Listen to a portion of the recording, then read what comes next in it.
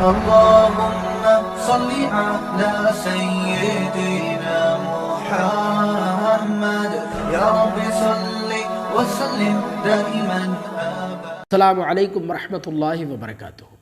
حلال جانور کے پیٹ سے نکلنے والی بٹ کھانا کیسا ہے؟ بٹ جسے کلیجی کے ساتھ بھی بولا جاتا ہے، یعنی بٹ کلیجی، تو بٹ کھانا جائز ہے یا نہیں ہے؟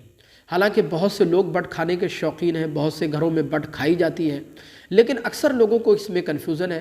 کچھ لوگ کہتے ہیں کہ بٹ کھانا چاہیے اس لیے کہ یہ جائز ہے، تو بہت سے لوگوں کا ماننا یہ ہے کہ بٹ کھانا ناجائز ہے اس لیے نہیں کھانا چاہیے۔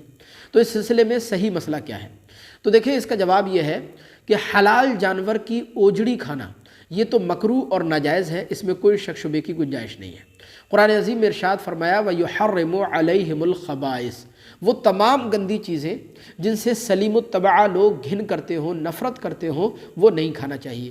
لہذا اوجڑی سے بھی بہت سے لوگ گھن کرتے ہیں، نفرت کرتے ہیں، لہذا اوجڑی کھانا جائز نہیں ہے۔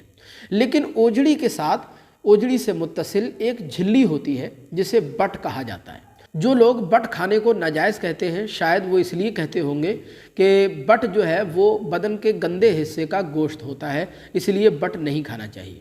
دیکھیں، بٹ اگرچہ معدے کے اوپر کا گوشت ہوتا ہے، لیکن بٹ کے درمیان اور گندگی کے درمیان ایک جھلی ہوتی ہے جسے ہمارے یہاں کی زبان میں جھروتا کہا جاتا ہے، اور یہ جھلی کافی موٹی ہوتی ہے۔ یہ بھی یاد رکھیں کہ یہ معدے کے حکم میں داخل نہیں ہے۔ ایک کتاب ہے مصدقات تاج الشریعہ کے نام سے۔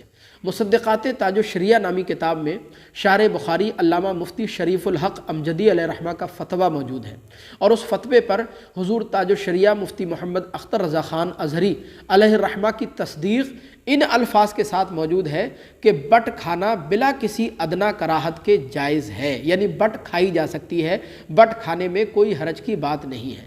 لہذا جو لوگ بٹ کھانے کو ناجائز کہتے ہیں کہ بٹ نہیں کھانا چاہیے، وہ لا علمی کا شکار ہیں۔